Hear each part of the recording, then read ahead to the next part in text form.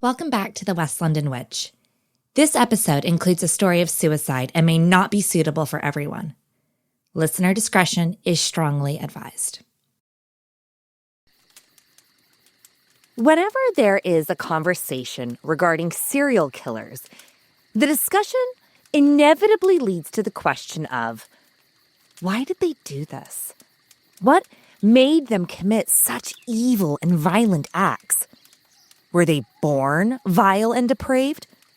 Or did they become that way? It's the age-old question of nature versus nurture. Aristotle theorized that man is not born evil, he becomes so through habit. The idea being that we are not created one way or the other, but rather become so through our actions.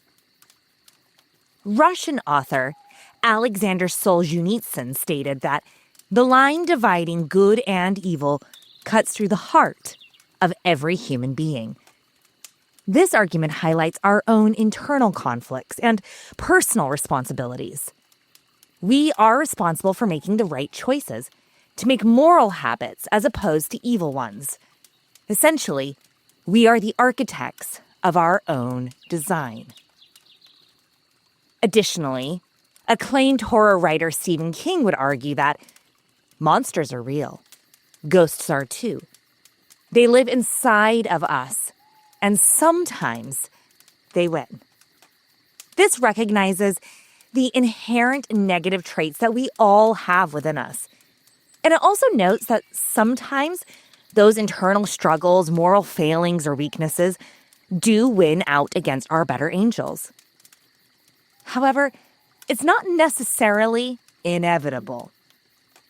Now, I know Aristotle, Solzhenitsyn, or King, but I do think what they're trying to say is, yes, we all have the capacity for evil. And sometimes we may choose to wander down that road. But it was a choice. No matter what series of events makes up our lives, ultimately, we are responsible for our own actions.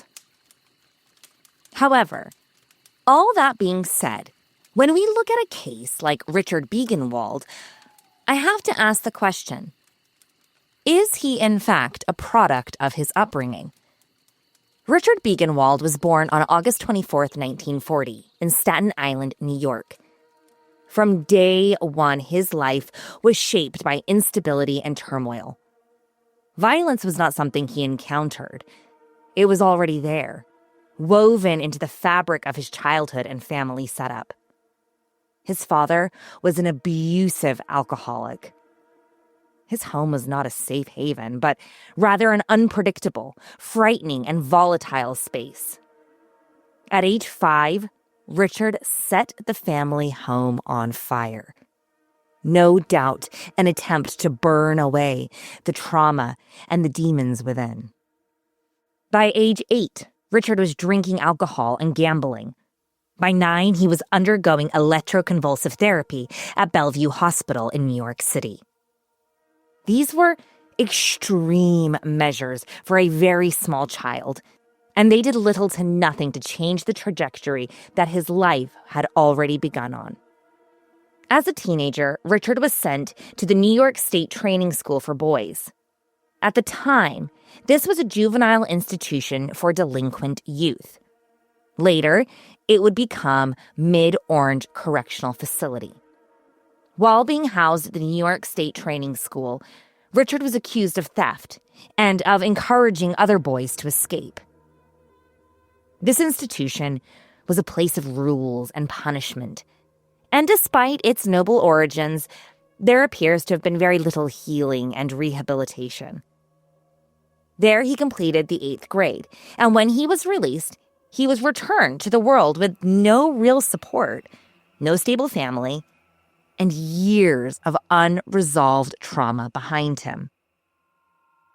He was just 18 when he killed for the very first time. In 1958, Richard stole a car and drove to New Jersey. There, he and an accomplice robbed a grocery store. During that robbery, Richard shot and killed the store clerk, Stephen Slukowski, a man who was an assistant municipal attorney. Richard was arrested shortly afterward in Maryland, extradited back to New Jersey, and convicted of murder. He was sentenced to life in prison. And that is where this story should end. But in 1975, just 17 years later, Richard was paroled. His release would later be heavily criticized because he was clearly not rehabilitated or reintegrated.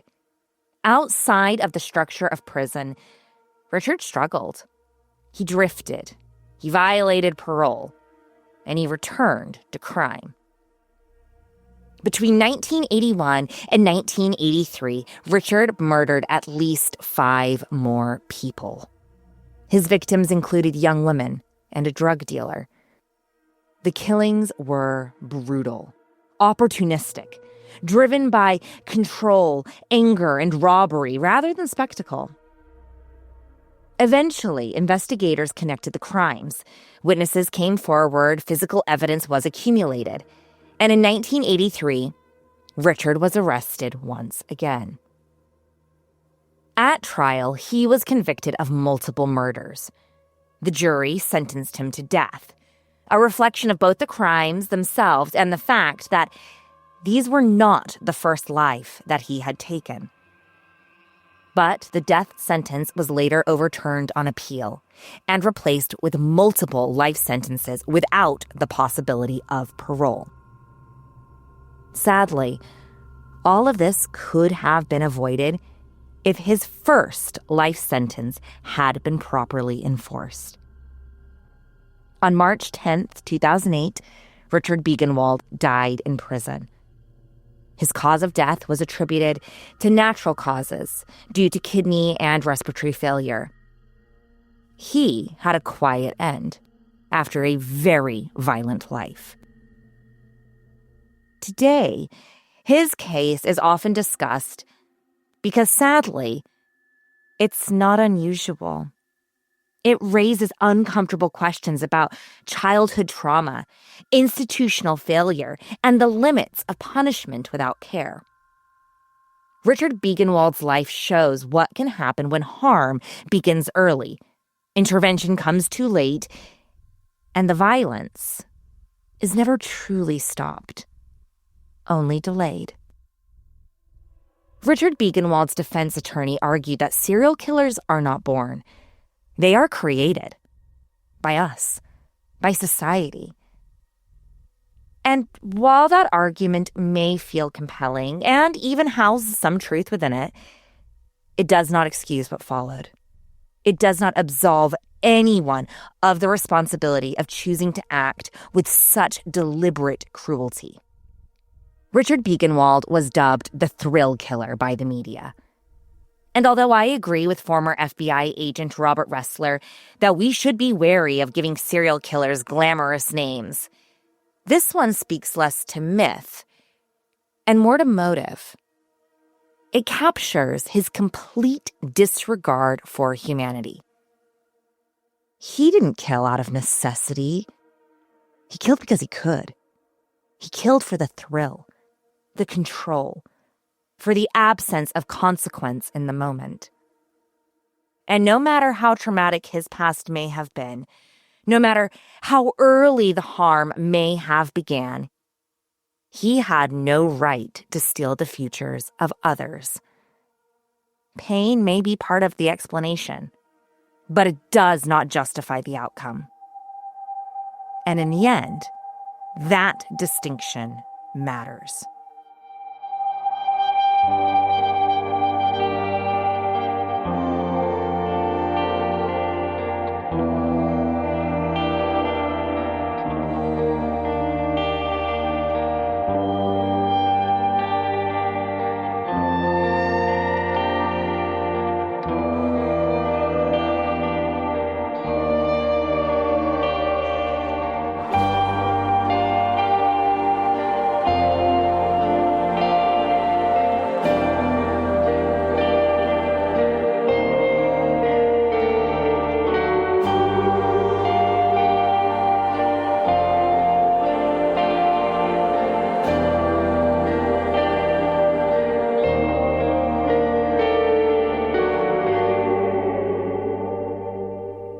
Hey friends, it's Becca. For the past 5 years, the West London Witch team has been dedicated to bringing you the best supernatural stories at the highest studio quality. And by team, I mean me and my buddy Danny. We do this work totally for free because we love it. We're proud of our content and appreciate the wonderful interactions we get to have with storytellers and listeners just like yourself. If you're enjoying the West London Witch, maybe consider joining our Patreon. It's a way to further engage with us and show your support for two creatives. If you're in a position to spare enough each month for us to grab a cup of coffee in between edits or add to the piggy bank for a new microphone, we would love to see you in our Patreon community. But I know times are tough, so if you're not in a position to join Patreon right now, that's okay. We aren't going anywhere. Head on over to patreon.com/The West London Witch. For as little as £1, $1, €1 a month, you can gain full access to our coven, a space where we share behind-the-scenes stories, dive deeper into each episode, answer your questions, and have special little treats to thank you for sharing your love and kindness with your favorite little witch.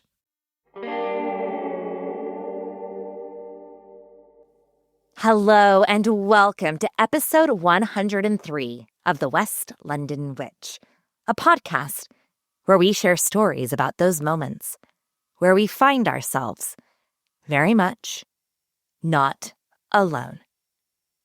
Today we are headed to Warwick, New York, to the site of the Mid-Orange Correctional Facility. This now defunct prison was once a school for juvenile delinquents and then home to an all-male medium security prison. This location was renowned for housing men who had committed anything from assault and battery to property crimes to arson. Yet in 2011, it shuttered its doors and now has a new life. But parts of the facility are still standing and waiting for eager investigators to come and explore. And one hot, muggy night in July, that is exactly what the Spirit Seekers Society set out to do. The Spirit Seekers Society is a team of women who gather together to explore haunted locations. Today, Bree, Emily, and Becca have come to share their experiences at this one-of-a-kind location. This is an interesting story because it's actually more about the living than the dead, and the things that we can learn from the unseen. I'm Rebecca Strazina, and this is The West London Witch, episode 103, Something in Mid-Orange. We went to Mid-Orange Correctional Facility in Warwick, New York. This is Bree. Bree makes up 1/4 of the society, and along with fellow teammates Emily and Becca, will be taking us through their investigation. And the night before our investigation at this old reformatory, it was a training school for boys in the early 1930s. And before we went there, the night before, we went to a paranormal amplification class at a shop downtown one of our friends was hosting. This course was designed to introduce and teach paranormal enthusiasts and investigators how to employ different investigation tools and tactics. The participants split into groups to learn all about the Estes method, how to best use ghost hunting phone apps, how to use their personal energy to arouse paranormal activity. They practiced digital recording sessions and were also introduced to the Delco method. The Delco method is a technique used by investigators to induce a higher or altered mental or psychic state so that they can communicate with the other side. The investigators sat, and red light goggles are put over their eyes so that all they can see is the uniform red light. Instead of listening to a spirit box through their headphones, like in the Estes method, They listen to white noise. There's no need to do questions or answers, as the aim is to enter a trance-like state and report any auditory, visual, or psychic impressions that may arise. It's not sensory deprivation like Estes, but rather uniform sensory overload. Some investigators like to do a mix of the two methods, and others prefer to keep Delco and Estes separate. However, the goal is the same. You are intentionally altering your mental and sensory state so that you can be more receptive and open to any messages from the beyond. As the girls practiced these techniques in the class, they were shocked to realize that they were actually getting responses from the apps, the spirit box, and wall under the Delco and Estes method. The messages that we got at the time were some of our names and some words that kind of corresponded to what would happen later in the night. The team were not investigating. They were just practicing and learning new techniques to take into their investigation at Mid-Orange the following day. But in hindsight, the team believes that these early messages were warnings, signs, and recognition from the spirits that they knew the girls were on their way. Now, it's important to note that the Mid-Orange Correctional Facility has a long and varied past. It began in 1912 as the New York City Farm, a men's colony devoted to treat those suffering from alcoholism. In 1932, the farm was transformed into the New York State Training School for Boys. This was no ordinary schoolhouse, but rather an institution equipped to reform up to 500 delinquent teenage boys. The idea was to create a space where juvenile delinquents could be rehabilitated and educated, with hopes that they would leave the facility and become upstanding members of their communities. President Franklin Delano Roosevelt was personally interested in this school, and even wrote of his, quote, firm belief that with the assistance of the state, we can give them the opportunity to become fine citizens. The goal was to give these boys skills and access to vocational education, such as farming, carpentry, painting, upholstery, as well as focusing on their foundational academic progress. These boys had come from tragic and often traumatic backgrounds, and it was hoped that the structure, the focus on physical exercise, sports, and even spiritual guidance would transform these once troubled youths. The facility did not look like a prison, but rather a school campus. The residents lived in a series of cottages that promoted a family-like environment where the boys lived on the bottom floor and the cottage parents, a married couple who served as supervisors or mentors, lived above. It sounds rosy, and many people did see the virtues of the facility. But it was also plagued by reports that it was a cruel and harsh place, full of bullying, violence, attempted and successful escapes, and even the tragic death of a 15-year-old boy. In 1976, the school was closed to make way for the next chapter in the facility's history. It went from the New York State Training School to Mid-Orange Correctional Facility, where it began a new life as a medium security prison for men. The site operated as a prison up until 2011, when it finally closed its doors. Now, the site is a mixed-use development, housing a soccer complex, an office park, a brewery, and a distillery.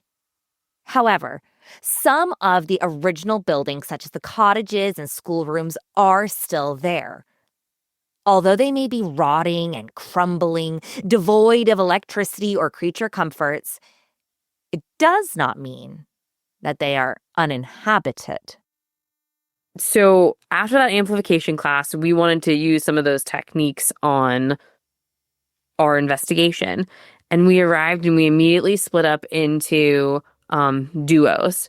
So several of us are all over the property. Myself and her name's Nicole Nightfall. She was the one who was doing the paranormal amplification class, and she came with us.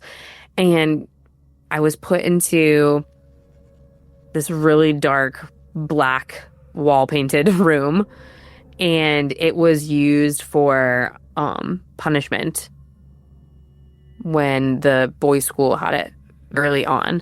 And they put me on a chair facing the corner, and it's a really shameful position when you're being disciplined. And so being put in that spot, there's already a really eerie atmosphere around it. Nicole sat Bree up into a Delco/Estes session. She secured the infrared light goggles over her eyes and flipped on the spirit box as she placed the noise-canceling headphones over her ears. All Bree could see was the red light, and all she could hear was the steady, shifting static of the radio. There were multiple points in time as she was asking me questions that I wasn't speaking from what I could hear in the spirit box, but I was speaking from what was happening energetically around me.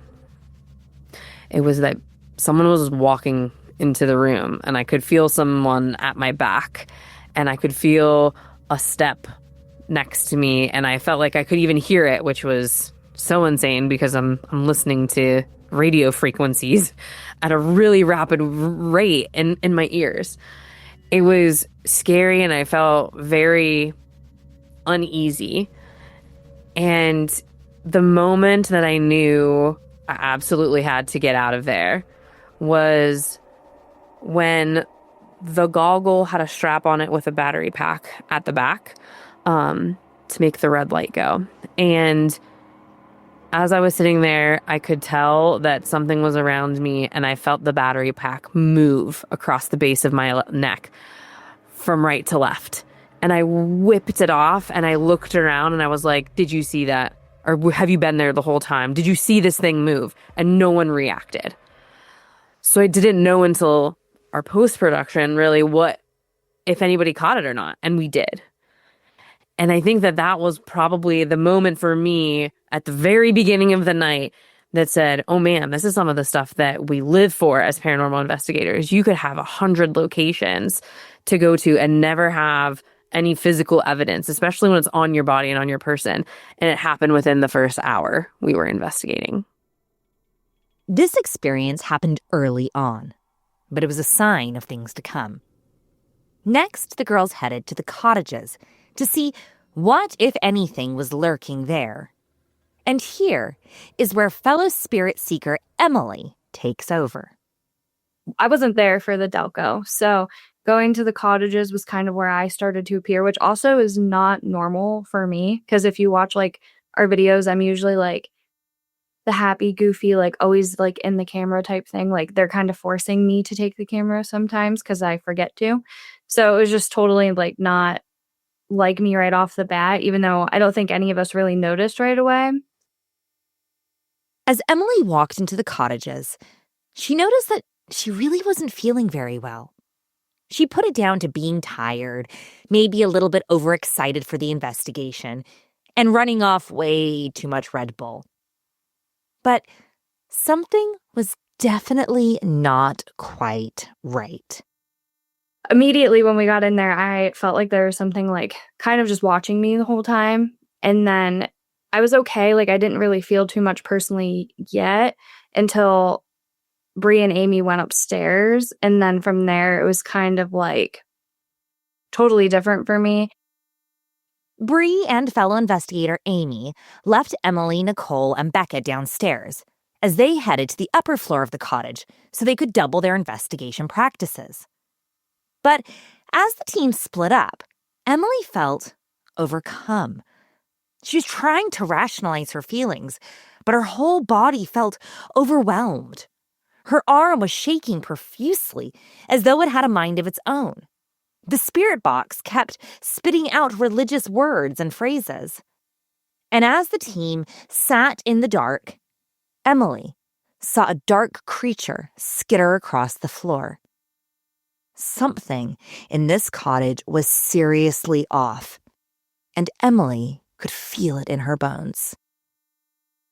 And to set the stage a little bit more for where these cottages were, when it was a reformatory school, the boys stayed there night and day. And some of those offenses that got them to this facility in the first place were arson, assault, shoplifting. They were not able to be in society with the rest of their peers. And they had cottage parents that took care of the boys there. There were incidences of all types of power dynamics and the things that can play out in situations like that. There were deaths, and by many individuals. We were namely trying to communicate with two spirits there. One was Charles McBride, and that was our main spirit in the cottages. Charles McBride was only 15 years old when he hanged himself in Cottage B1. It all began on October 23, 1962, when, according to court documents, Charles had been badly beaten in the restroom by a man identified as the cottage father.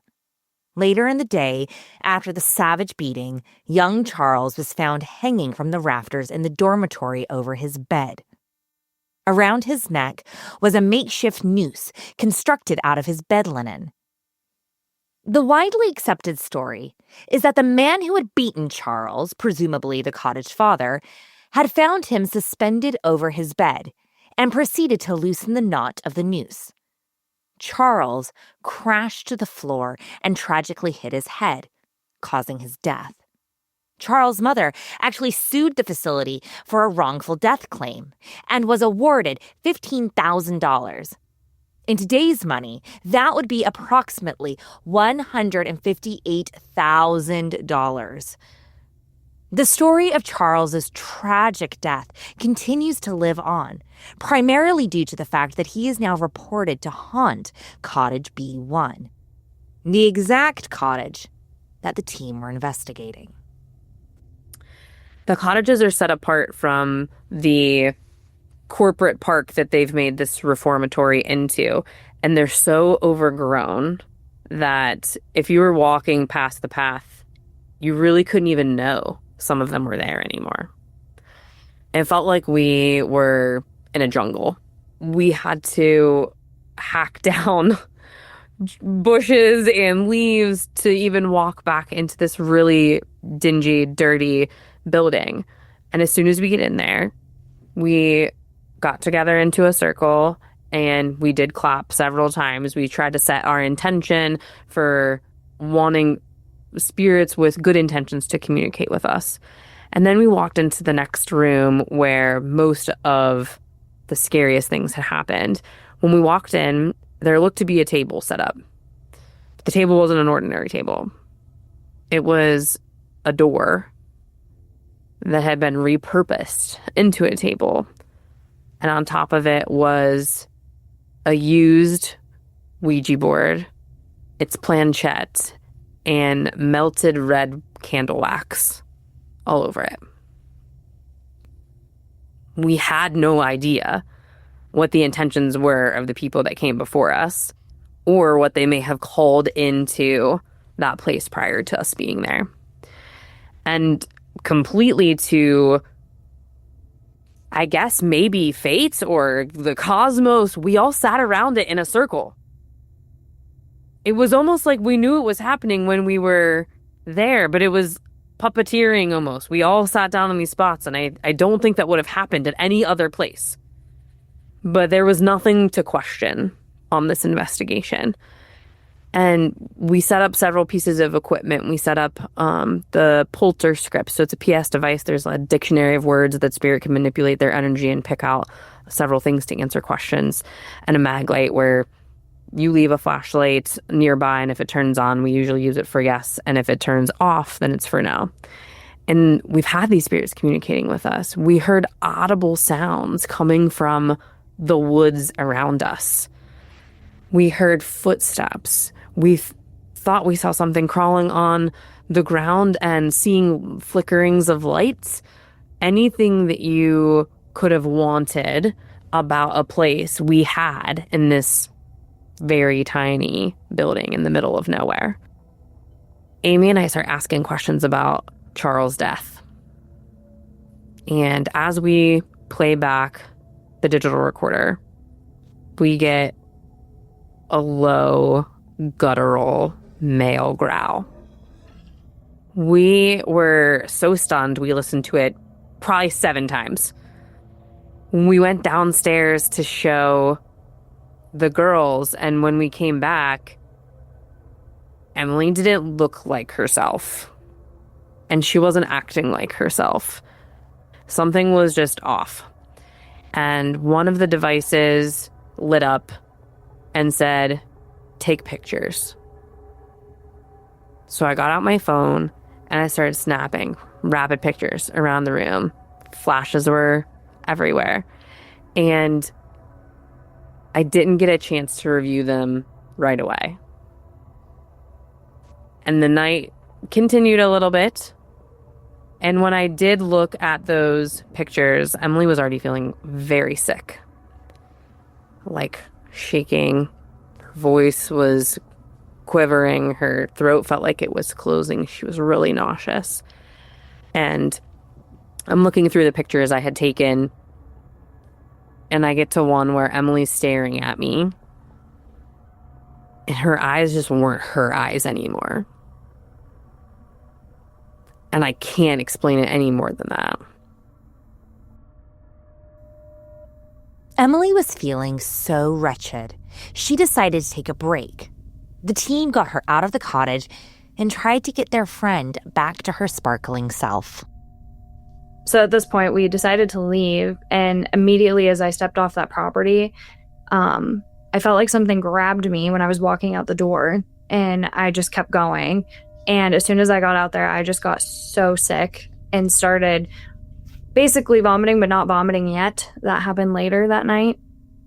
But we ended up getting back to where we would call base, and essentially Nicole was there, and she met up with us, and she immediately could tell something was wrong, and we were kind of updating her with everything that had happened. And as soon as she touched me, she knew that the right side was what was affected. Like, that was the arm that was shaking.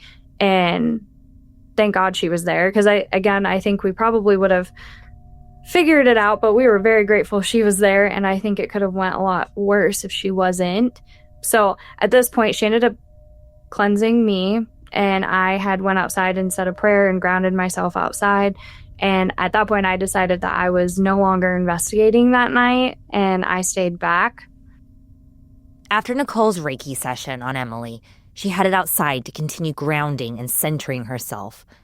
But she had become so affected by the location, she ended up becoming violently ill in the bushes. As I was doing that, I could literally hear something run away from me. And then at that point, I was just kind of like, and I laid in the grass, got eaten by bugs, but I didn't care because it felt great. And then I kind of just went in and just laid on the couch until they came back.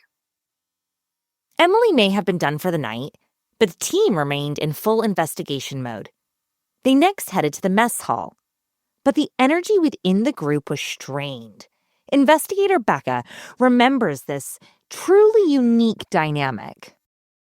We were all wound up, adrenaline running. This has never happened to us before. And we're all pretty jokey, girly. And when we want to get serious, we can. But this was really serious. We didn't know the caliber of what was going to happen. A lot of women at a correctional facility. We weren't sure if we were dealing with someone who was an arsonist, someone who was called the thrill killer. We weren't sure who we were connecting with. And when we got to the mess hall, we really didn't know who we were talking to or what was talking to us. The team gathered in the dilapidated mess hall, and Nicole went under Delco. She sat on the floor and was surrounded by a tripwire, So if anything came near her, the wire would light up and alert the rest of the team. We started hearing noises, and Nicole was really calling out Bree. Something wanted to talk to Bree and nobody else. I even asked the question, do you just want to talk to Bree?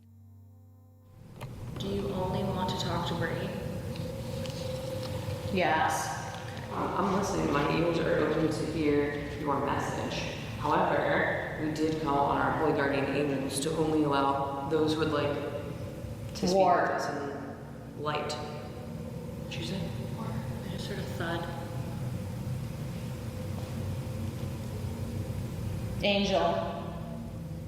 It started to get really weird when we started hearing noises above us. We kept hearing movement in the rafters. The mess hall is kind of like a cafeteria area where all the inmates got together, so it is a very high, tall building. And it just felt like someone was sitting up there watching us, and even Nicole flat out says it. Above you. Are you watching from above? Is that where you can see our light? Is that where our transference is out of our crown? Or to growl?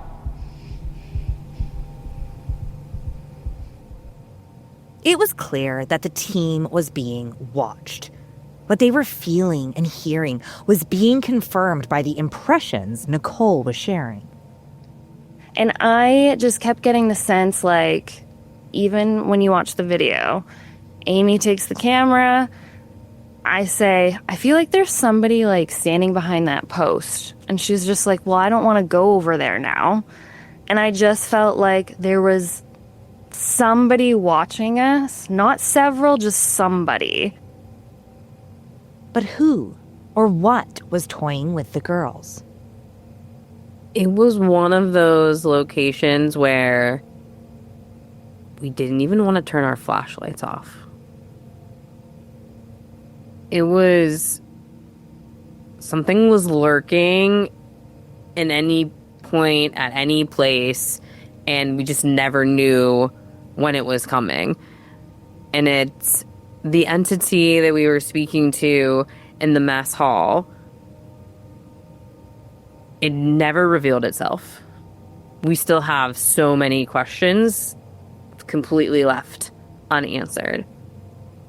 My biggest takeaway from the session that we had in the mess hall was really realizing if I would not let a person treat me in a certain way in the living world, I wouldn't tolerate it from any type of spiritual entity or being in the non-physical world. So having boundaries that night really helped us to pull out of a situation before anything else was able to get any worse. The girls did not get a great amount of clarity on this investigation. They don't know who they were communicating with. They're not sure where the noises, voices, and footsteps were coming from. They're not entirely sure why Emily was so affected, or why Bree was being called out so directly by the spirits. But what they do know is that this investigation changed all of them, and may not have actually ended when they packed up at the end of the evening and went home. Afterward, we've all had several things happen in our personal lives, in our health, in our occupations, and we've gone through so many changes since then. And none of us will ever know what prompted any of those changes, but I can't help but wonder if some of the residual energy or whatever we were communicating with at Mid-Orange Correctional Facility isn't still somehow with every single one of us. The beauty of paranormal investigations is that you never know who, what, or even if anything will come through. And interestingly enough, the ghosts may not have actually been the main event at this location. It was really the lessons they taught the girls. The team walked out of Mid-Orange with a renewed sense of awareness, reminded that they needed to protect themselves, their energy, and set those hard paranormal boundaries. They are in charge of their own experience, and no one, dead or alive, has the power to take that command away. But I also think it has made our team a lot closer. That's what I was going to say. I was going to add that after all of this, it really taught us a lot of like how to go into investigations, how to protect yourself, how to know your team, know yourself, just know your boundaries, and then just respecting each other and being there as a team, because that's like the biggest thing you're counting on when you're there is that you yourself and your team are knowing what's going on with you. And I wouldn't want to do it with any other ladies. The Spirit Seeker Society shares and chronicles all of their investigations on their YouTube channel and keeps their fans up to date with all of their adventures on Instagram, TikTok, and Facebook. Make sure you head on over to the Spirit Seeker Society on YouTube and watch this entire investigation and check out their other ghostly escapades. And if you find yourself at Mid-Orange Correctional Facility, be sure to protect yourself and your teammates. You never know who or what may come through.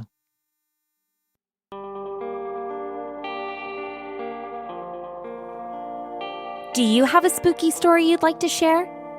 I'd love to hear it. Drop me an email at thewestlondonwitch@gmail.com or find us on Instagram and Facebook at The West London Witch. If you enjoyed today's episode, don't forget to subscribe, rate, and review. And come and follow us for additional content on Instagram and Facebook. Until next time, merry meet, merry part, and merry meet again.